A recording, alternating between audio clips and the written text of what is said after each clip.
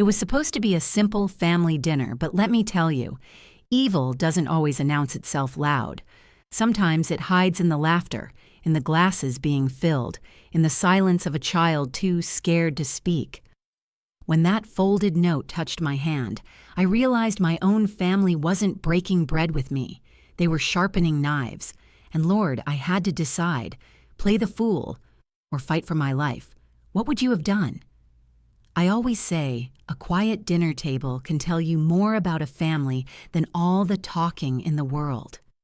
That night, my son's dining room was quiet in a way that made the air feel heavy, like everybody was waiting for something to happen, but nobody wanted to be the one to start it. The clinking of silverware against porcelain was the only sound, broken every now and then by the fake little laughs my daughter-in-law lets out when she's pretending she cares about what someone else is saying. Me, I sat at the end of the table watching. I've always been a watcher. Maybe it's my age. Maybe it's just the way life's beat me down and forced me to pay attention to details other folks overlook. At 64, you don't survive betrayal, heartbreak, and loss by being naive. No, you survive by learning to read a room like it's scripture. And let me tell you, that room was speaking. The chandelier above us cast a golden glow that made the food look prettier than it tasted. Roast chicken, greens, macaroni, cornbread. Comfort food that wasn't all that comforting when you swallowed it down with tension. My son Raymond sat at the head, chest puffed like he was proud to be king of something. His wife, Marcia, leaned against him just enough to look like the doting partner. But I knew better. I knew her smiles never reached her eyes. I shifted in my chair and pressed my napkin into my lap when I felt something small and warm brush against my hand under the table. Startled, I looked down just in time to see my granddaughter's tiny fingers slip a folded piece of paper into my palm. My heart skipped. Now, I ain't no stranger to secrets at family dinners. Kids whisper all sorts of things, like how they hid vegetables under the tablecloth, or how they broke Mama's vase last week. But the way little Layla's eyes pleaded with mine, that wasn't no game. That was desperation. I waited until no one was looking, then slid the note open in my lap. Just 5 words written in her shaky 12-year-old handwriting. Grandma, call the police. Don't tell them I warned you. I swear my whole body turned to ice. I glanced up quick, trying not to give myself away. Layla was staring at her plate like she was trying not to cry. Raymond raised his glass and tapped his fork against it. "Let's make a toast," he said, his voice a little too cheerful, too forced. I folded the note back tight, hiding it in my fist. My mind raced. Call the police? About what? About who? And why couldn't I tell them she warned me? I didn't even realize my hand was shaking until my water glass rattled against the plate. I steadied it fast, praying nobody noticed. Raymond stood up, raising his glass high. "To family," he said, flashing that smile of his. A smile I used to believe in when he was a boy. A smile that once made me think he could do no wrong. But time has a way of showing you the truth, even when you don't want to see it. "To family," Marcia repeated, pouring wine into my glass like it was her sacred duty. She pressed the bottle close to me, made sure my glass was full to the brim, and she was smiling that smile again, the kind that looks sweet to strangers but feels like poison if you've ever been on the wrong end of it. I stared at the ruby liquid shimmering under the chandelier light. My throat went dry. Family. That's what my son said. Family. But my granddaughter was telling me to call the police. I shifted my gaze to Layla. She was still staring at her plate, biting her lips so hard it looked like she might draw blood. I thought about all the times I'd brushed off her quietness, how she'd flinched when Marcia raised her voice, how she sometimes clung to me longer than she needed to when I hugged her goodbye. I told myself she was just shy, just sensitive. But sitting there, holding that note, I knew I'd been lying to myself. I lifted my glass, hands trembling, pretending to sip while my mind screamed with questions. My heart was pounding so loud I was sure they could hear it thumping right there at the table. What danger was my granddaughter trying to warn me about? Was it happening tonight, right under my nose. As the laughter around the table grew louder, I sat in silence, my whole world shifting beneath me. My baby had just begged me to call the police, and I didn't even know if I'd make it through dessert alive. Raymond looked down the table at me, his smile fading just a little. "Everything all right, Mama?" he asked, eyes narrowing like he already knew I was hiding something. I swallowed hard and forced a smile. "Everything's fine, baby," I said, though my voice cracked. But inside, I knew nothing was fine. Nothing at all. You don't raise a boy into a man and not notice when something inside him shifts. I've carried Raymond in my arms when he was no heavier than a sack of flour, wiped his tears, worked 2 jobs to keep a roof over his head. But somewhere between the boy I raised and the man sitting at that dinner table, something cracked, and I'd been pretending not to see it. That night, after I tucked Layla's note deep in my pocket, my mind wouldn't rest. I lay awake in the guest room, staring at the ceiling fan circling slow, asking myself how in God's name I ended up in this house, my son's house, and feeling like a stranger in it. I thought back to the first time he brought Marcia home. She was polite enough, said all the right words, smiled wide when she shook my hand. But there was a chill in her eyes, even then, that made my stomach clench.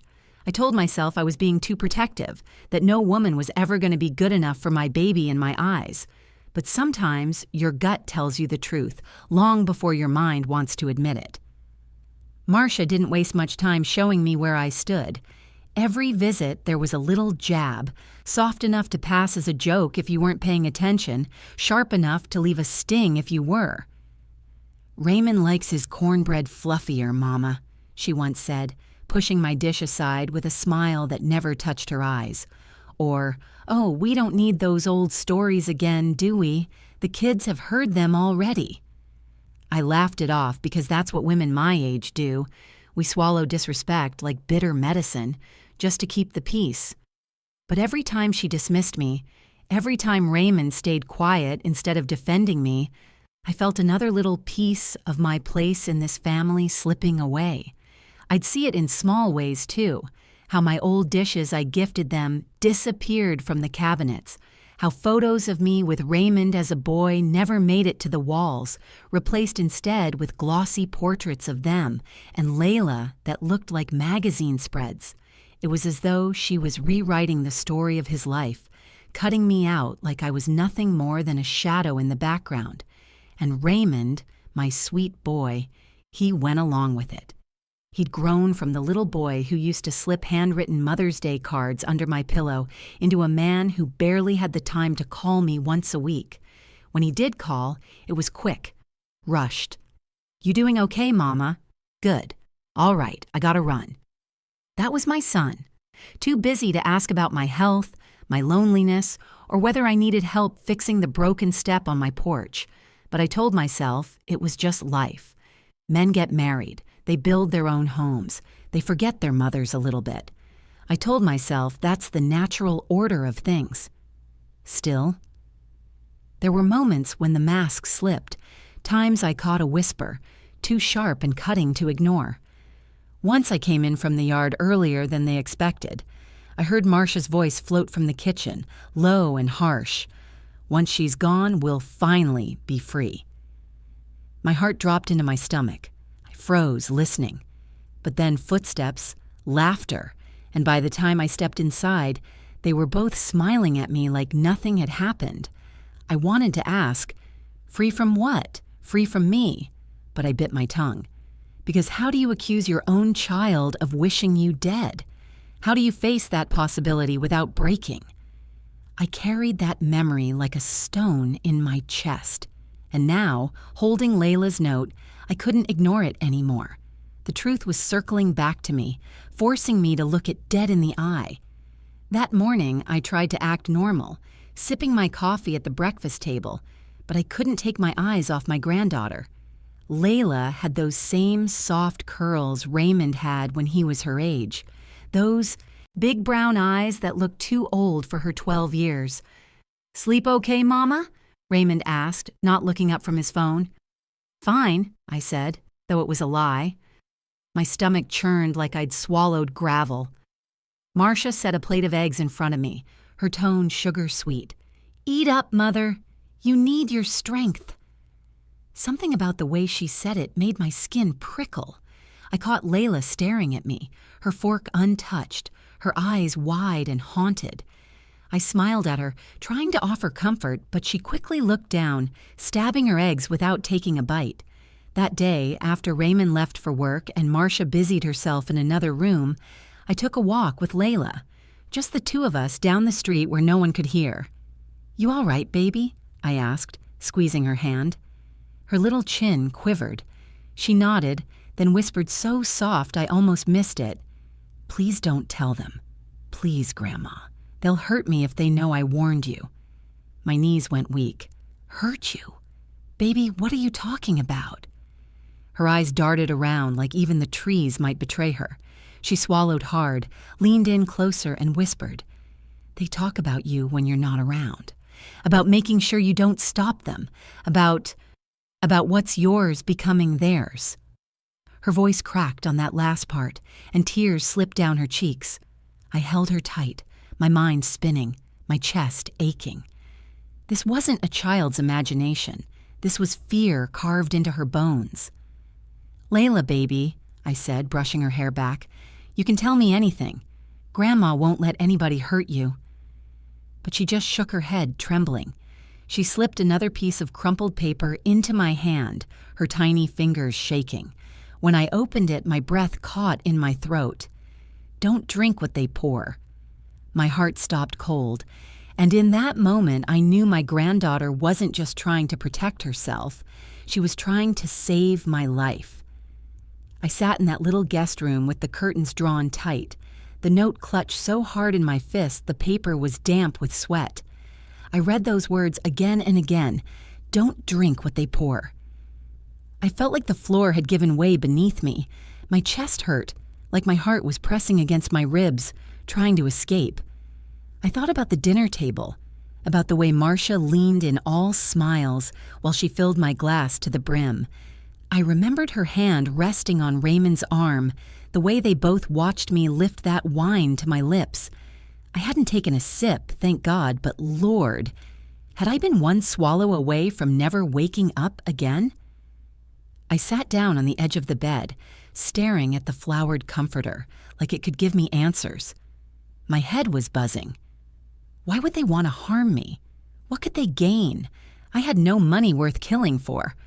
Just my old house, the one I'd lived in for decades. That house was the last piece of my husband I had left, and the thought of them eyeing it like vultures made bile rise in my throat.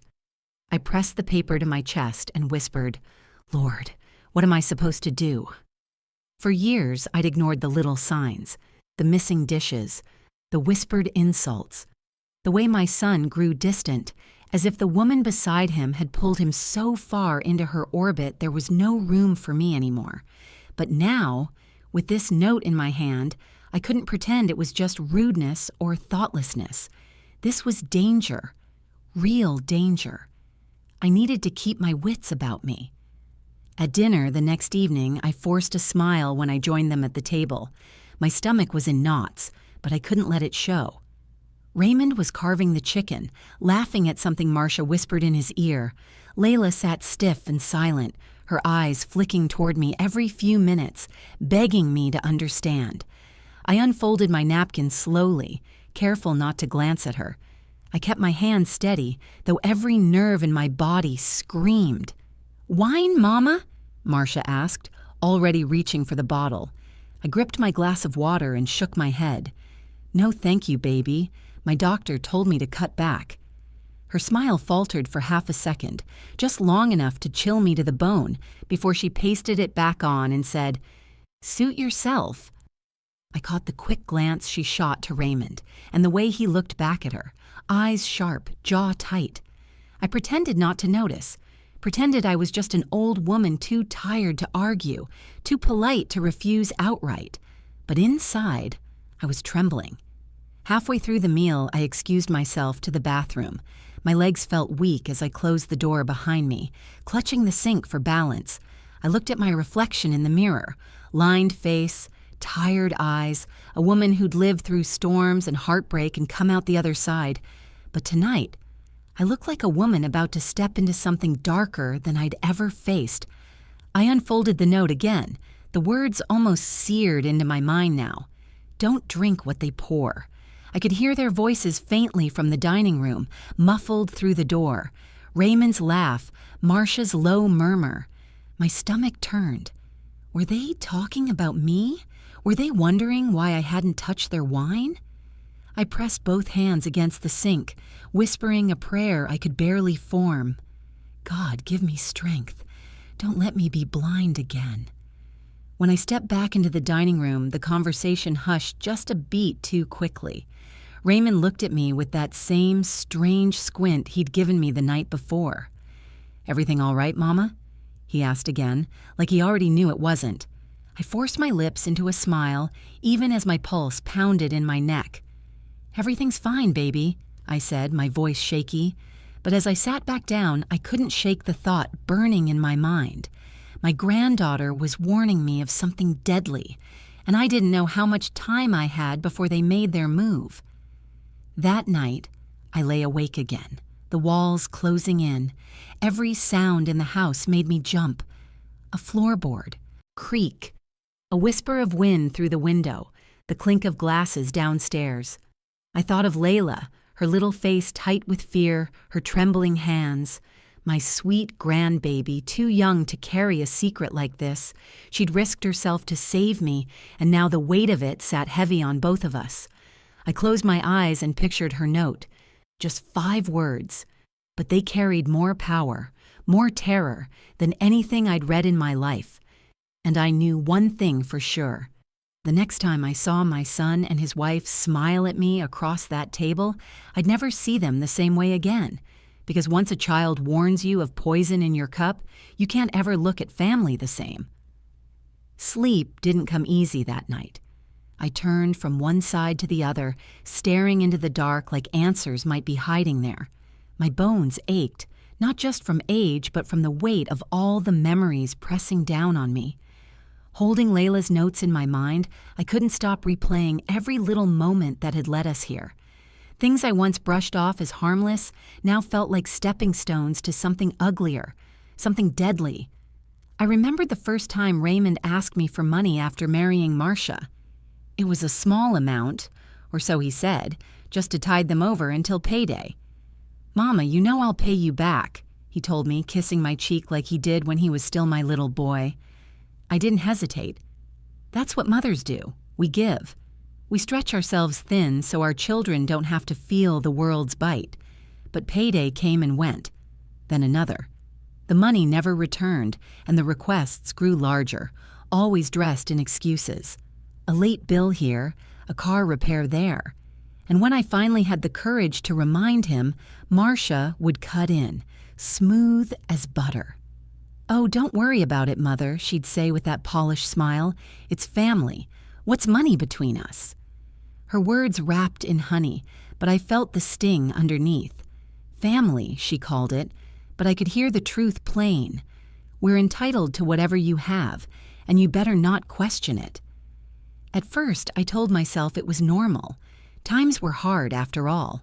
But then little things started missing. My favorite brooch, one my husband gave me on our 25th anniversary, vanished from the drawer in my guest room after a visit. My pearl earrings, handed down from my own mother, gone. When I asked, Marcia raised her eyebrows in that way that made me feel small. "Maybe you misplaced them," she said, her tone smooth but sharp as a blade. Raymond, my boy, just shifted uncomfortably beside her. "Mama, maybe you did," he murmured, not meeting my eyes. That cut me deeper than losing the jewelry ever could. The truth was, I knew where those things had been. I'd always been careful with the pieces that carried my life inside them. But what can a woman do when her own child won't defend her? I swallowed my pride and stayed quiet. The signs piled up over the years. Conversations would hush when I walked into the room. Laughter would stop cold. then restart with that forced tone people use when they've been caught saying something they shouldn't. At family gatherings, Marcia had a way of putting her arm around Raymond's shoulders and steering him just out of earshot whenever I tried to speak privately with him. And still, I told myself it was all in my head. Because who wants to believe their only son is slipping away, piece by piece, led by someone who doesn't see you as a mother but as an obstacle? But some things you can't deny. I'll never forget the Sunday afternoon I found my checkbook sitting half open in my purse. I hadn't touched it for weeks, and yet there it was, turned to a page with carbon smudges where a sheet had been torn out. I flipped back through the stubs, and my heart dropped. 2 checks missing. I froze. My hands trembled as I looked through my purse again, praying I was wrong, that I had torn them out myself and just forgotten. But deep down, I knew. I confronted Raymond gently that evening. "Son, have you seen my checkbook? Something's off with it." He didn't look me in the eye. "Mama, you probably misplaced the checks," he muttered, scratching his neck. Marcia leaned against the doorframe, her voice dripping false concern. "You know, memory gets tricky as we get older. Maybe you're just imagining it." That word, imagining, the way she said it, soft and poisonous, like she was planting seeds of doubt in Raymond's mind, like she was telling him, "Your mama's slipping." Don't trust her, I wanted to shout. I wanted to grab him by the shoulders and make him see the truth. But instead, I sat in silence, holding the ache in my chest, pretending I believed their excuses. Now, with Layla's notes burning in my memory, every one of those moments clicked together like puzzle pieces. The missing jewelry, the borrowed money, the checks gone, their whispers in the kitchen when they thought I couldn't hear. I remembered that day clear as a bell. I'd come back from the yard early, my hands still dirty from pulling weeds, when I caught Marcia's voice sharp and impatient. "Once she's gone, we'll finally be free." I had stood frozen, my hand still on the screen door until Raymond's laugh covered her words. Then silence. By the time I stepped in, they were smiling wide, as if they hadn't just sliced my heart in two. I never asked what she meant. Maybe I didn't want to hear it out loud. Maybe I wasn't ready to face the truth about the boy I raised. But now, sitting alone in that guest room with my granddaughter's warnings echoing in my ears, I knew. I wasn't just in the way. I was standing between them and something they wanted, something they were willing to lie, to steal, and maybe even to kill for. I closed my eyes and pressed my palms together, whispering a prayer into the darkness. "Lord, give me eyes to see what's coming and the strength to face it." Because deep down, I knew this wasn't the end of the betrayal. It was only the beginning. The morning sun crept through the curtains, but it didn't bring me peace. I sat at the kitchen table with a cup of coffee growing cold in my hands, my mind heavy as stone. The steam curled up into my face, but all I could see were Layla's eyes, the way they'd pleaded with me, shining with fear, too old for a child her age. Children aren't supposed to carry secrets like that. They're supposed to giggle and run wild, not sit quiet with their shoulders tense, afraid of their own parents. When she came shuffling into the kitchen in her pajamas, I tried to smile like everything was fine, but her gaze met mine, and my chest tightened. Those eyes, they carried the same sadness I'd once seen in my own reflection after my husband passed, a kind of loneliness that eats at you from the inside out. "Morning, baby," I said softly. "Morning, Grandma," she whispered, sliding into the chair beside me. She wrapped her hands around her cereal bowl, though she didn't eat a bite. I reached over and stroked her curls. "You didn't sleep well, did you?" She shook her head, eyes brimming, but refusing to let the tears fall. That strength in such a small body broke me. "Baby," I said, leaning close, "about those notes you gave me. You don't have to be scared to tell me more." Her little hands trembled as she clutched her spoon.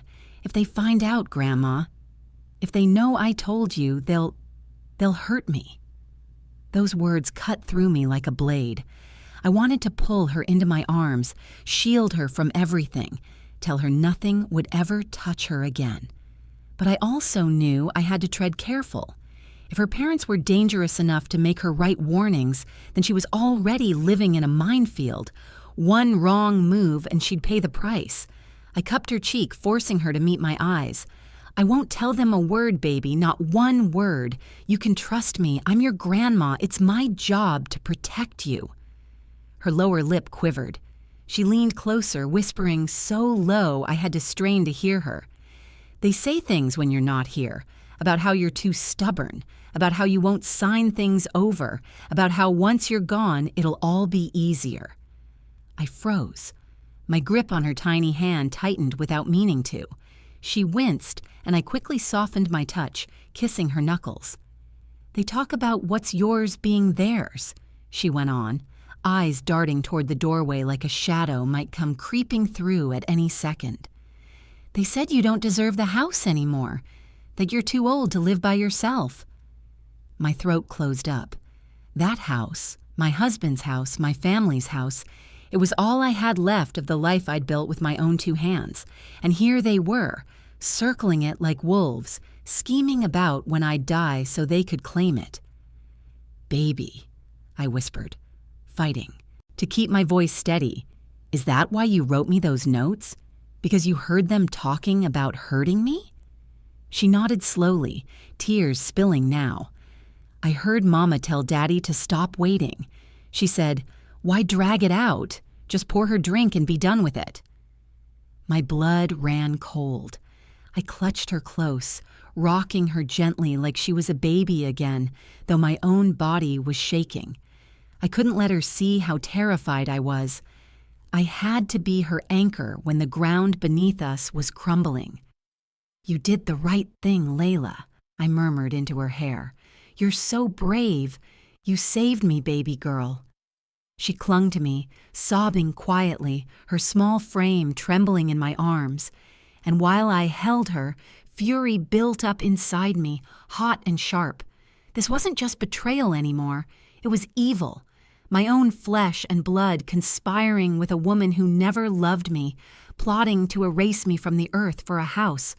And worse, they were dragging this child into their darkness. I pulled back, wiping Layla's cheeks with my thumbs. "You don't have to worry, baby. Grandma's gonna fix this, but we gotta be smart.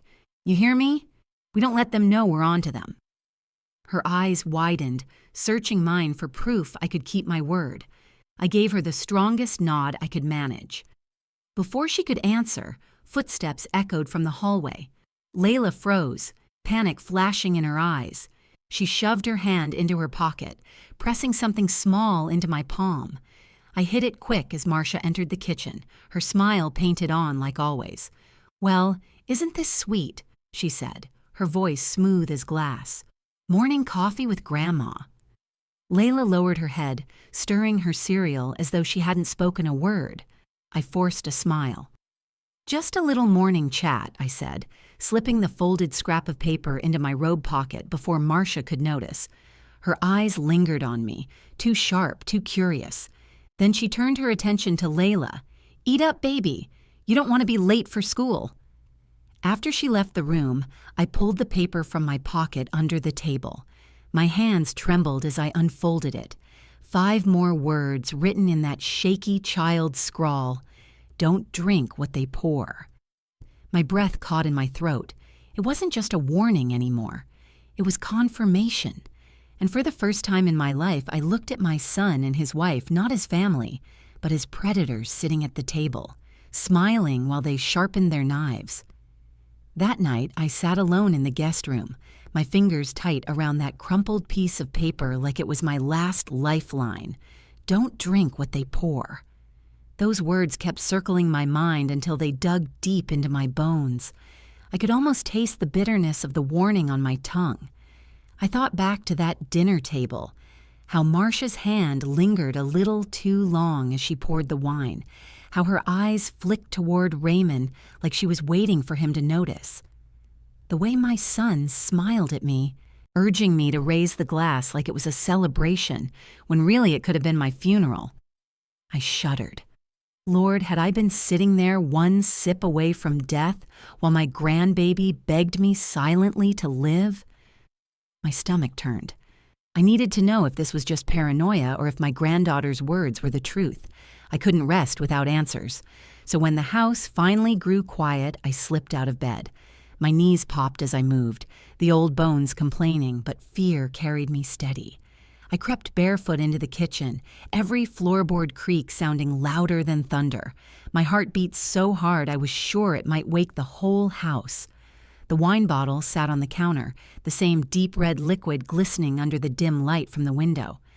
I pulled a clean glass from the cabinet and poured just enough to cover the bottom.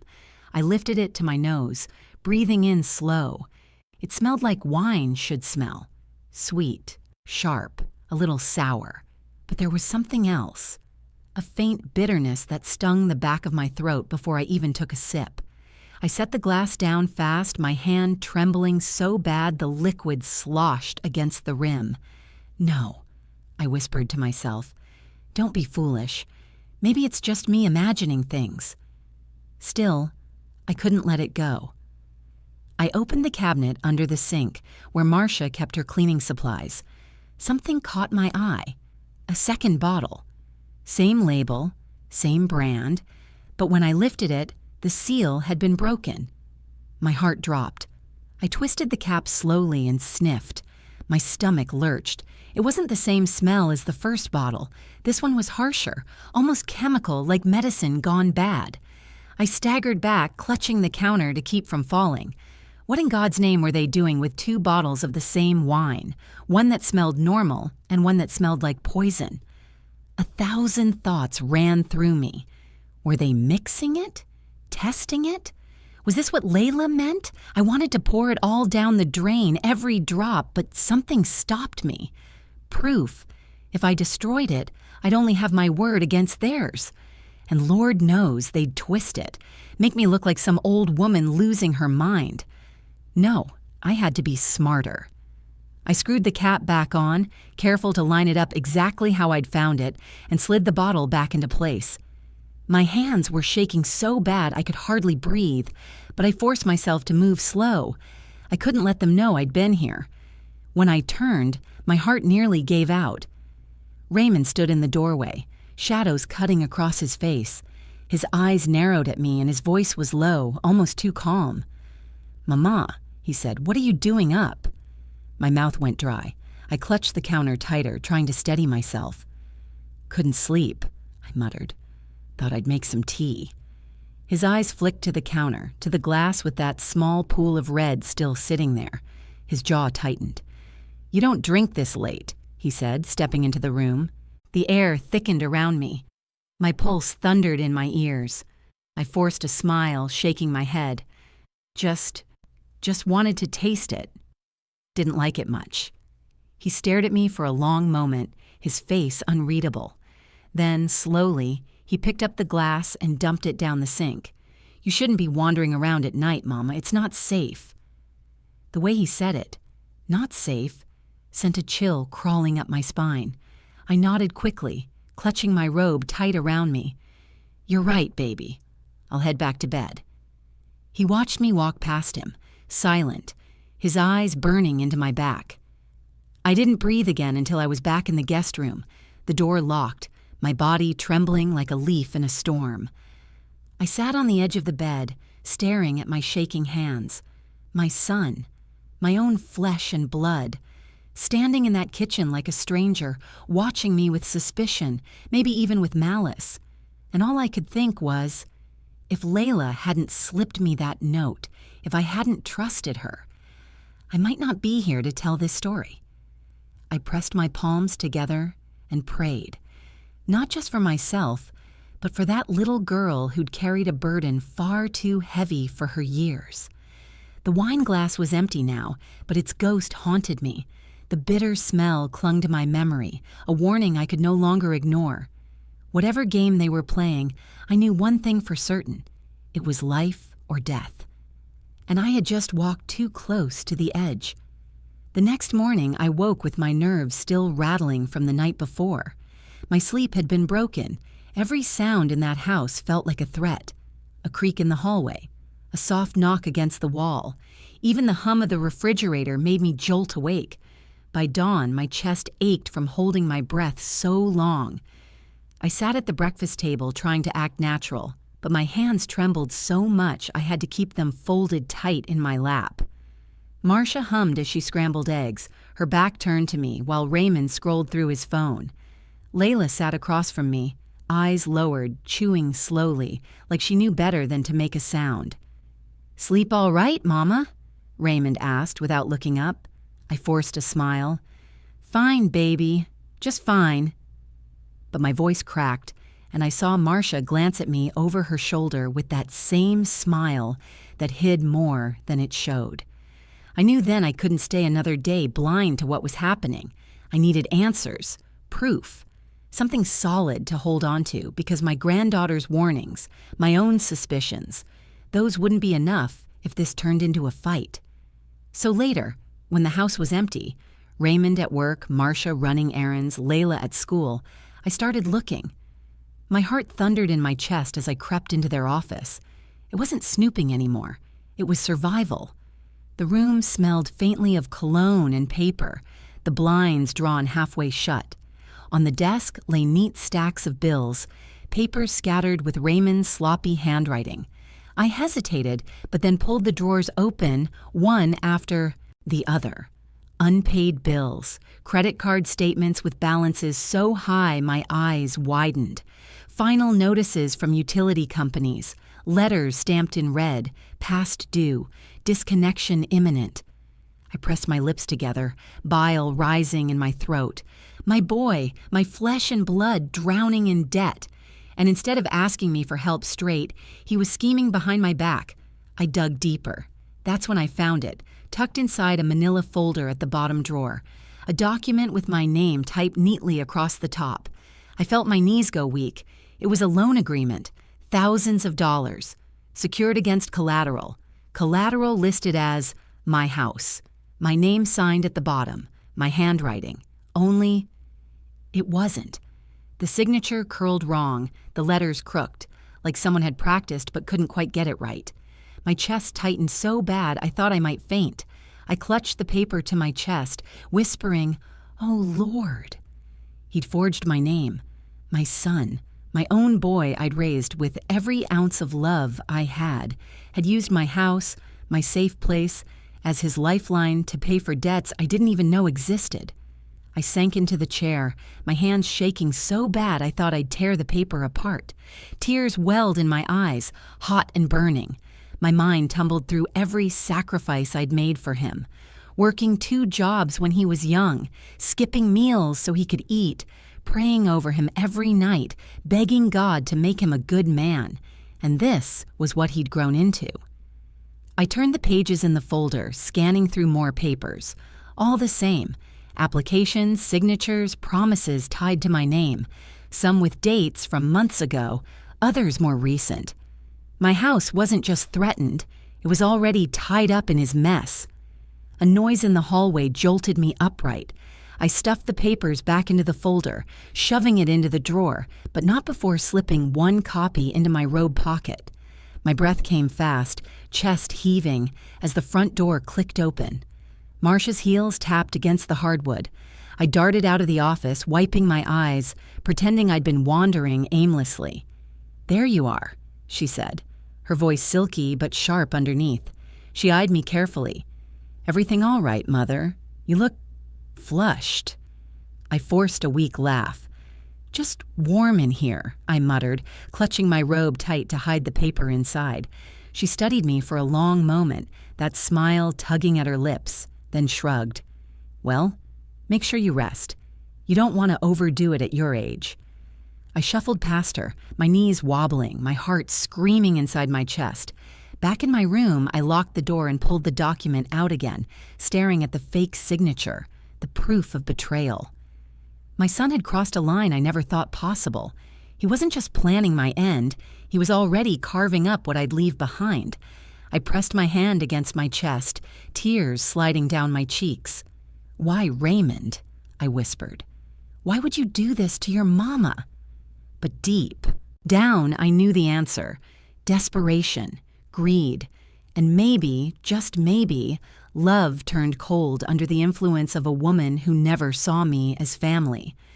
I sat there shaking, holding the paper, realizing that my granddaughter's warnings hadn't just been the fears of a child. They were the truth, and now I had proof in my hands. But proof alone wasn't enough, because now I knew if Raymond and Marcia were willing to forge my name, tie my house to their debts, and talk about poison at the dinner table, then they were willing to go all the way, and if I didn't move carefully, my next meal could be my last. I used to believe that no matter how far my son strayed, deep down he was still my boy, the one who used to fall asleep on my lap after Sunday service, the one who'd kiss my hand and tell me, "Mama, I'm going to take care of you when I'm grown." But standing in that kitchen, days later, staring at him across the counter, I realized those promises had long turned to ash.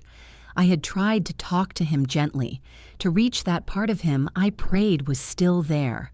I waited until Marcia was out running errands, thinking maybe without her shadow hovering, I might find the boy I once knew. "Raymond," I began, voice steady though my chest was thundering. "I saw some of your bills on the desk. Looks like things are piling up on you." His head jerked up, eyes narrowing. "You went through my things?" I shook my head quickly. "No, baby, I just happened to see. I wasn't prying, I'm worried about you. If you're in trouble, you can tell me." For a flicker of a moment, his face softened, like he might actually confess. But then his jaw tightened, and he slammed his hand on the counter so hard I jumped. "You don't trust me, do you, Mama?" His voice rose, rough with anger. "All my life you've been watching me, doubting me.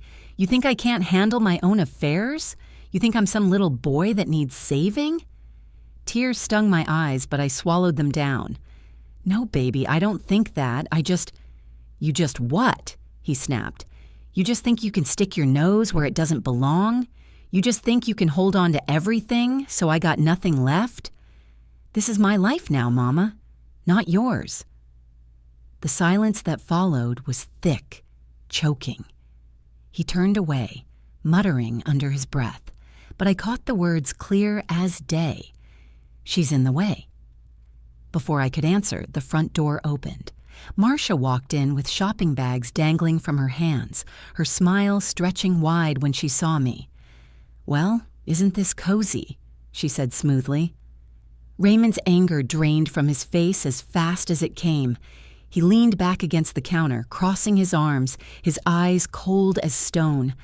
I forced myself to sit down to steady my hands on the table. "I just want us to talk," I said softly. "That's all." Marcia set the bags down, stepping closer with that sharp little smirk of hers. "Talk about what, Mother? About how you've been snooping in places that don't concern you? Or about how maybe it's time you let go of the things you're clinging to? People get tired, you know. They start imagining things." That word again. Imagining. They wanted me to question my own mind, to doubt myself. I clenched my fists under the table to stop from trembling. "You don't understand," I whispered, though I wasn't sure if I was speaking to them or myself. Marcia tilted her head, her voice sugar-sweet but sharp underneath. "What's there to understand? You've had your time. Maybe it's time you let Raymond and me live our lives without you hovering over us. Don't you think?" Her words cut like knives, but what struck deeper was the way Raymond stayed silent. He didn't defend me. He didn't argue. He just stared, his face cold, his lips pressed tight, as if he agreed with every word. My heart clenched. That was the moment I realized the boy I raised was gone. He wasn't standing there in front of me. What I saw was a man hardened by greed, twisted by pride, blinded by the woman who whispered poison into his ear. I excused myself before they could see me break. I made it to my room, locked the door, and sank to the floor, sobbing quietly into my hands. But later that night, as I lay in bed trying to calm my racing thoughts, I heard them.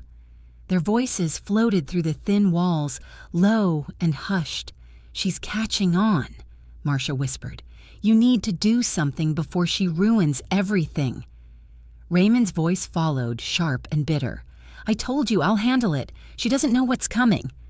I clapped my hand over my mouth to keep from crying out. My body shook, my heart hammering in my chest. She doesn't know what's coming. The next morning, I couldn't look at him the same. I couldn't even look at her without feeling the bile rise in my throat.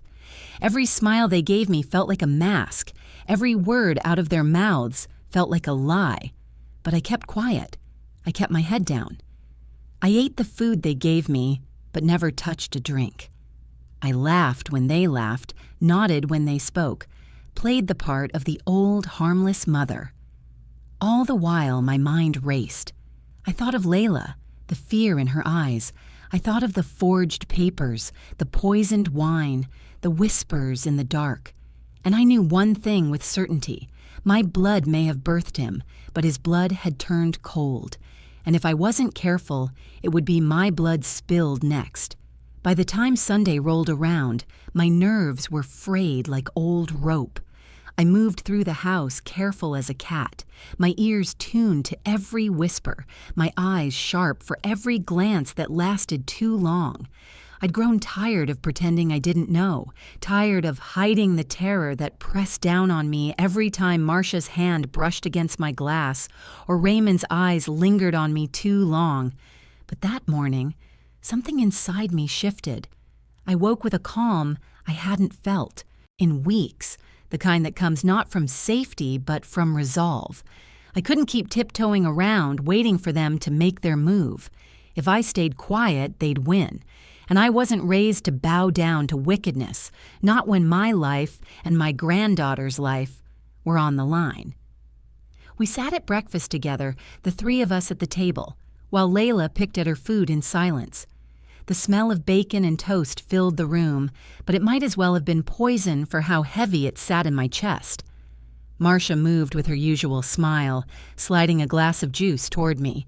"Drink up, Mother. Fresh squeezed. Just the way you like it." I didn't touch it. My eyes stayed fixed on Raymond. He sat across from me, fork in hand, pretending to read the paper, though I could see his jaw working tight. His patience was thinning. That was when I said it. Calm, steady, like I wasn't asking about the weather or the day's news, but about the truth itself. "Remind me," I said, my voice cutting through the silence. "What day is it today?" The room froze. Marcia's smile faltered for just a second, her hand tightening on the glass pitcher. Raymond's eyes shot up, sharp and narrowed, his lips parting like I'd just spoken in a language he couldn't place. Why would you ask that?" he said, his voice low, cautious. I leaned back in my chair, my gaze never leaving his. "Just curious," I answered, though we all knew it wasn't curiosity. It was a test. It was the same question my late husband used to ask when he suspected someone of lying. I remembered him asking it of neighbors, of friends, even of our son once when Raymond was just a boy caught sneaking out past curfew. It was his way of cutting through the fog, making people stumble, forcing them to reveal themselves. And just like that, I saw it happen. Marcia shifted in her seat, her eyes darting between me and Raymond. Her lips parted, but no words came. Raymond's face reddened, his fork clattering against the plate. He knew the weight behind that question. He knew I was no longer playing the fool. "What are you getting at, Mama?" he asked finally, his voice sharper now, tinged with anger. I sipped my coffee, letting the silence stretch. "Nothing, baby. Just wanted to see if y'all remember what day it is. Sometimes people forget things, that's all." Marcia chuckled nervously, shaking her head. "It's Sunday, Mother. That's all you needed to know." But her tone was brittle, like glass about to shatter. Layla's eyes flicked up at me, wide and searching. She knew, too. She understood that question wasn't small talk. It was a shot across the bow. Raymond slammed the paper down, his voice rising. "You're acting strange, Mama. Always looking at us funny. Always asking questions. You don't trust us, do you?" I held his stare, my chest aching. Trust is something you don't have to question, baby. Either it's there or it's gone. Silence that followed was heavy enough to choke on. Marcia forced another smile, reaching across to squeeze his hand, as though to calm him, but I saw the fear flicker in her eyes. I finished my toast slowly, my hand steady for the first time in weeks. Inside, my heart was pounding, but I refused to let it show. That simple question had shifted the ground beneath us. They knew I suspected them now. They knew I wasn't as blind as they hoped. After breakfast, I walked out into the yard, the crisp air cooling my face. My hands trembled as I clutched the railing of the porch. I remembered my husband, remembered how he'd always say, "Don't let anyone make you doubt what you know in your bones." And I knew. I knew my son and his wife were plotting against me. I knew my granddaughter was caught in their storm. And I knew if I didn't act soon, their whispers would turn into action. That question, those 5 simple words, wasn't just a warning shot. It was my declaration. I wasn't their victim anymore. But as I stood in that yard, steadying myself, I heard the screen door creak behind me. Raymond's voice followed, low and tight. "Mama," he said, "we need to have a serious talk." I turned slowly, my breath catching in my chest. The look in his eyes wasn't my son's. It was something colder, something dangerous.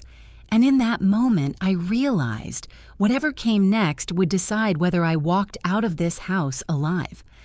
Raymond's words followed me all day like a shadow I couldn't shake. "We need to have a serious talk." The way he said it, low and sharp, wasn't a son talking to his mama. It was a man cornering his prey. I knew then I couldn't rely on prayers alone. God helps those who help themselves, and if I wanted to walk out of that house alive, I needed proof, something no one could twist, no one could call a lie, no one could erase by whispering, "She's old, she's imagining things." So I started moving careful, real careful. The next afternoon, when the house was quiet, I slipped into the office again. This time, I carried an old envelope folded flat inside my robe, ready to slide papers into it without leaving a trace. My hands trembled, but my mind was steady. I found more documents, letters from collection agencies, overdraft slips, another loan application with my name forged at the bottom. My chest burned, but I didn't cry this time. I slid 2 pages into the envelope, tucked it deep into the lining of my robe, and smoothed the desk back to how it was. But paper wasn't enough. I needed to hear them, in their own voices, saying the truth. So I borrowed a little recorder from my church friend, Sister Evelyn, who still used it to practice choir parts. I told her I needed it for a project. She didn't ask questions, bless her soul, but she squeezed my hand before I left, whispering, "Child, God gave you the truth. Now you gotta use it." That night, I tucked the recorder under my pillow, its little red light winking at me like a promise. My heart beat so loud I thought it might give me away. But eventually, I heard them. Through the thin walls, through the still air of that wicked house, I heard their voices. "She's catching on!" Marcia hissed, her tone sharp. Raymond's voice followed, low and bitter. "I told you, I'll handle it. She can't stop us. It'll all be ours once she's gone." Those words, "once she's gone," seared into me like fire. I pressed my hand to my mouth, tears sliding down my cheeks as the recorder hummed quietly under my pillow. Proof. Finally, proof. The next morning, I moved with a new kind of purpose. I smiled when Marcia handed me my plate. I even let Raymond kiss my cheek on his way out the door. But my heart was steel now, my mind focused. I hid the envelope of papers under the lining of my suitcase. The recorder I slipped into my purse, the one I never let leave my side. If they wanted to call me a liar, I'd make sure the world heard the truth. Later, I found Layla in the yard, swinging slow on the old wooden swing. She looked up at me with those sad eyes, and I knelt beside her, brushing the curls from her face. "Baby, I need you to be strong a little longer," I whispered. "Grandma's working on something. We'll be safe soon, I promise." She nodded, her little lips trembling. "You're not going to drink anything they give you, right?" "No, baby," I said firmly. "Not a drop. And you don't either, you hear me? Only drink what you pour yourself." Her small hands clutched mine, and I felt the weight of her trust. She was depending on me, not just to survive, but to save her from the monsters in her own home. That night I stayed awake long after they thought I was sleeping. I heard them in the kitchen again, their whispers sharp and angry. "She's stalling," Marcia said. "I told you this wouldn't work unless you pushed her." Raymond grunted. "She's old, she won't last. We'll get what we need, just give it time." The recorder, hidden on the nightstand, caught every word. My chest tightened, but I let the fear settle into determination.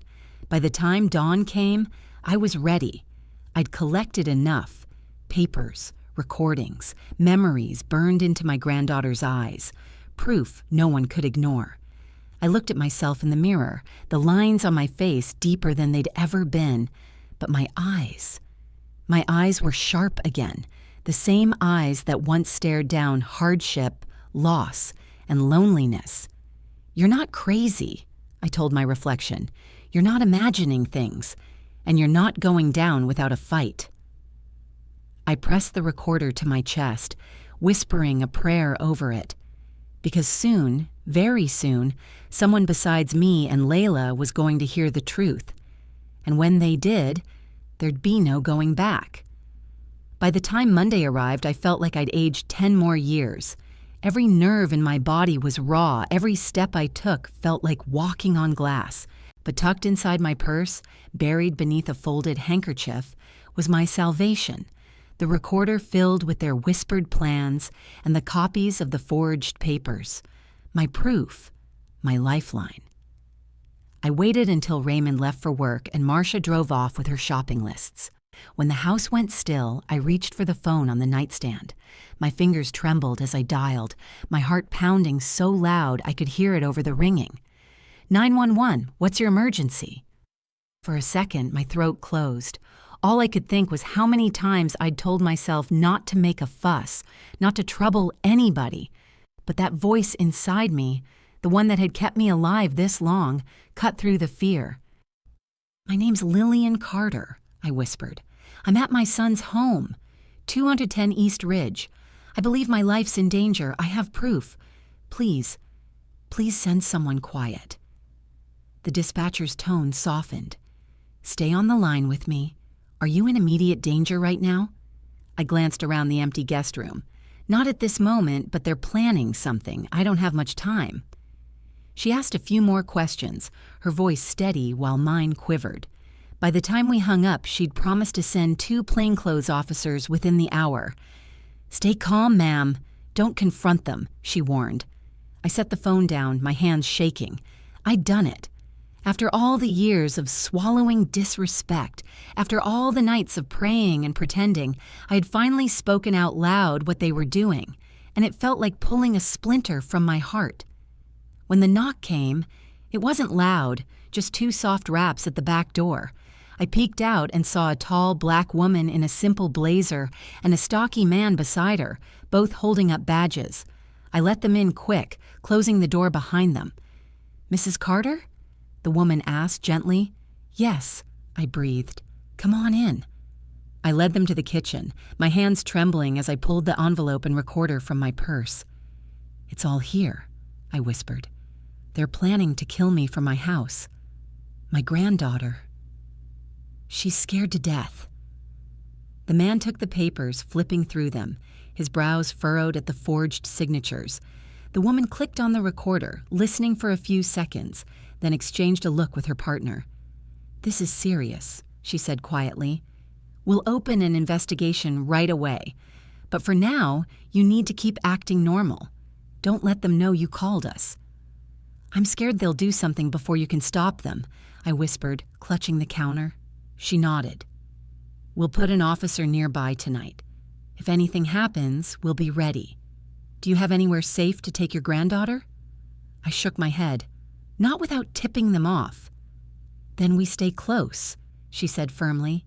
"You keep doing what you've been doing." Don't eat or drink anything they give you. We'll handle the rest." I closed my eyes, tears sliding down my cheeks. "Thank you," I murmured. When they left, slipping out the back door as quietly as they'd come, I stood there in the kitchen, my knees weak. The walls of that house still felt like a trap, but now there was a crack of light coming through. Someone else finally knew. Someone else was finally watching. That evening, Raymond came home first. He kissed Layla on the head and gave me a smile that didn't reach his eyes. "Dinner tonight, Mama," he said. "We're celebrating." "Celebrating what?" I asked, my voice as calm as I could make it. "You'll see," he said, heading to the kitchen.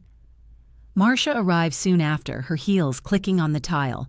She carried 2 grocery bags filled with fresh herbs, fancy cheeses, and a bottle of wine tucked carefully in the crook of her arm. When she set it on the counter, I caught the glint of the label, the same brand as before. My stomach knotted. She moved through the kitchen, humming, pulling pots from the cabinets, slicing vegetables with brisk, efficient motions. I sat at the table, Layla beside me, our knees touching under the table, as if to say, "We're in this together." The smell of garlic and butter filled the room. Marcia poured 2 glasses of wine, one for Raymond, one for me, then set them down with a flourish. "Here you go, Mother," she said sweetly. I stared at the glass, my heart hammering. I heard the officer's words in my head. "Keep acting normal. Don't let them know." I lifted the glass slowly, my hand steady though my insides quaked. I brought it to my lips, pretending to sip while my eyes flicked toward the window, where a car sat parked down the street, the unmarked car the officers had promised. Raymond raised his glass. "To family," he said, smiling wide. "To family," Marcia echoed, her eyes glinting. I tilted the glass toward them, my lips curling into a small smile. "To family," I said softly. But I didn't drink. Not yet. Inside, I prayed the officers were close enough to see what was about to happen, because the trap was set. And this time, it wasn't me who was going to be caught. I'd spent my whole life swallowing my pride, keeping the peace, believing my love could hold my family together.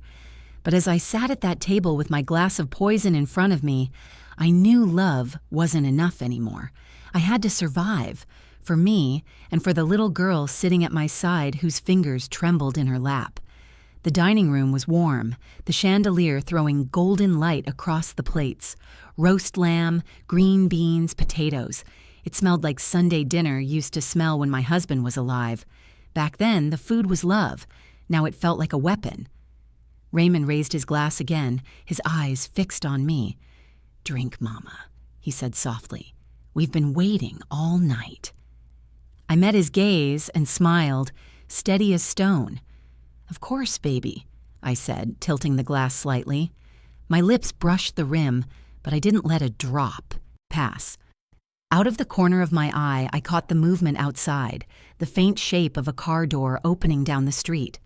Layla shifted beside me, her little hand finding mine under the table. Her palm was damp, her fingers small and strong. I squeezed once, letting her know I wasn't afraid. Not tonight. Marcia leaned forward, her smile sharp. "It's a special vintage," she said. "I picked it just for you." I nodded, still smiling. "You're so thoughtful, Marcia." I set the glass down slowly, deliberately. "Why don't you pour yourself a little, baby?" I asked, tilting my head. Her smile faltered. "Oh no, Mother, I'm not much of a drinker." "That's a shame," I murmured. "It looks so good." Raymond's jaw tightened. "Mama, drink," he said again, a little harder this time. And that was when the door burst open. 2 officers in plain clothes stepped into the room, badges flashing. "Mrs. Carter?" the woman officer said loudly. "We're here as requested." Raymond shot to his feet, his chair scraping across the floor. "What the hell is this?" he barked. Marcia's face went white, her hands trembling. "What's going on?" she demanded, her voice too high. The male officer stepped forward, his tone cool. "We've been investigating a report of attempted poisoning and financial fraud. Please step back from the table." For a heartbeat, the room froze. Layla gripped my hand so hard it hurt. I sat perfectly still, my heart hammering but my face calm. Raymond's voice cracked. "She's lying! She's old! She's making this up!" The female officer lifted a sealed evidence bag from her coat, the bottle Marcia had tucked under the sink. "We've already tested this. It's laced," Marcia gasped, her body swaying. This isn't hands where we can see them," the male officer said, stepping forward. Raymond turned to me, his face twisted, the boy I'd raised gone entirely. "You did this to me, Mama," he hissed. "You've ruined everything." I met his eyes and felt no fear, only sorrow. "No, baby," I said softly. "You did this to yourself." The officers moved fast. One cuffed Marcia, who started to sob, her voice breaking into pleas. The other restrained Raymond, who jerked and cursed, his eyes burning with hatred. Layla climbed into my lap, burying her face in my shoulder, her little body shaking.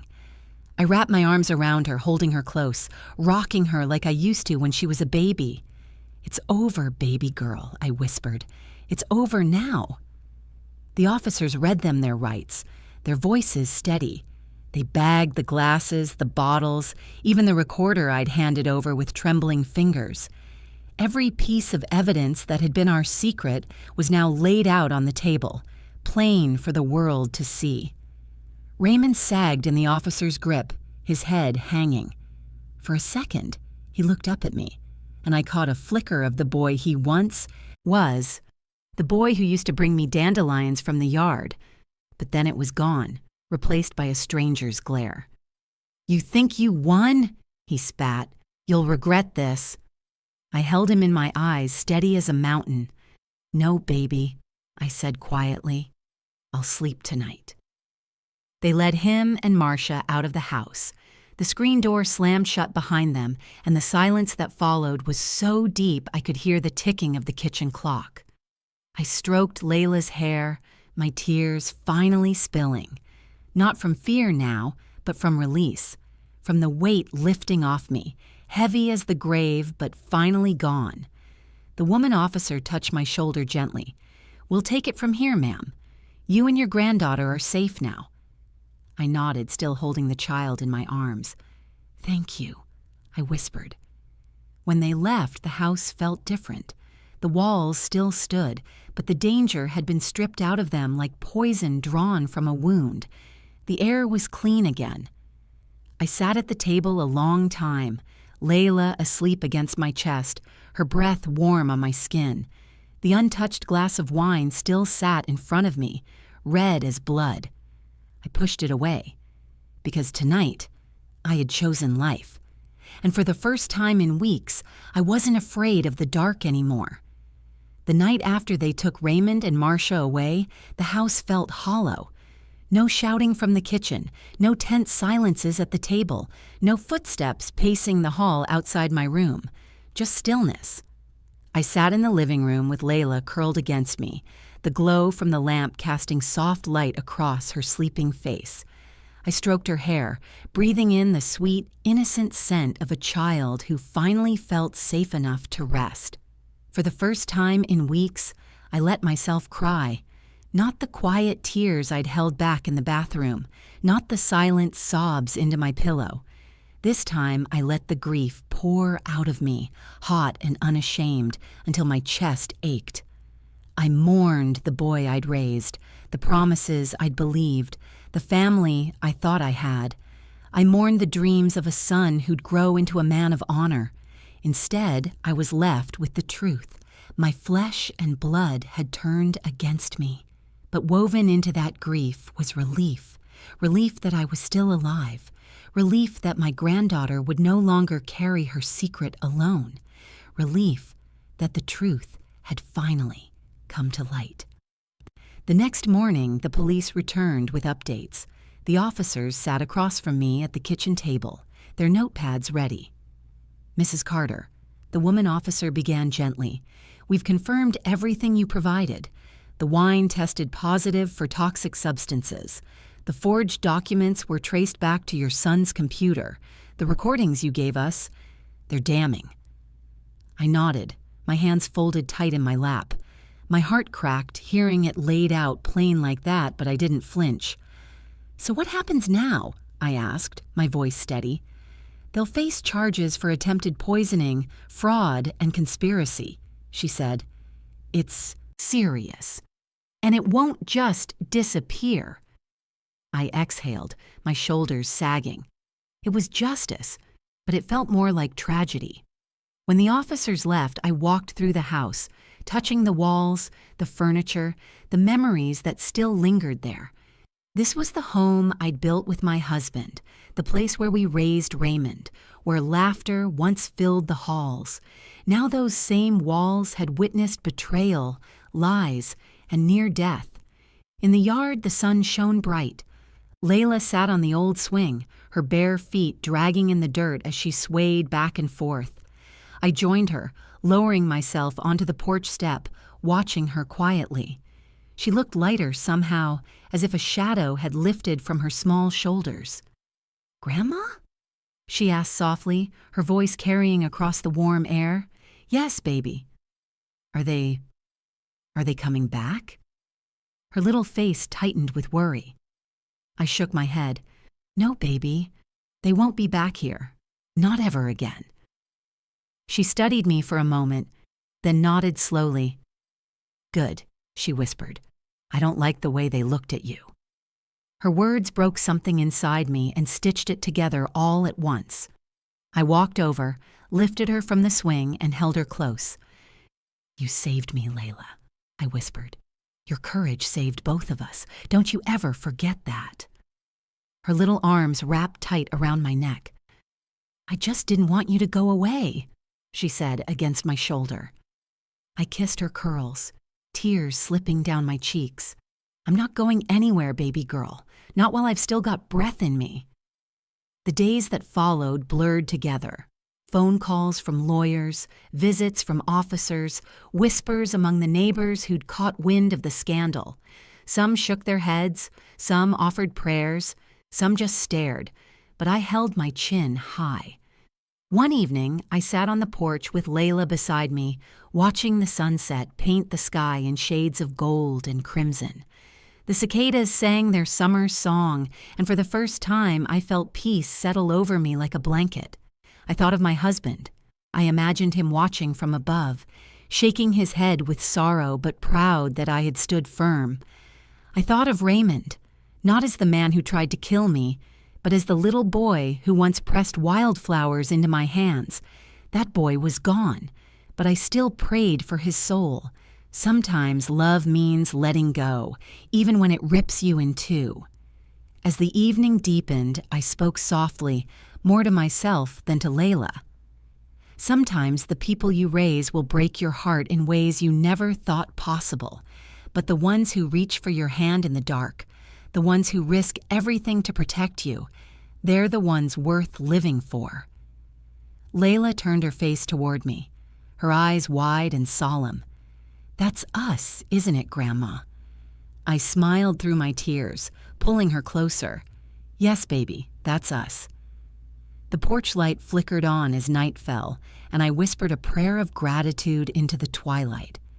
For survival, for truth, for the bond between a grandmother and her granddaughter that no poison, no lie, no betrayal could ever destroy. And as I tucked Layla into bed that night, listening to her soft breathing, I felt something stronger than grief rise in me, something fierce and unbreakable. I had survived betrayal, I had faced down death, and I had chosen to live.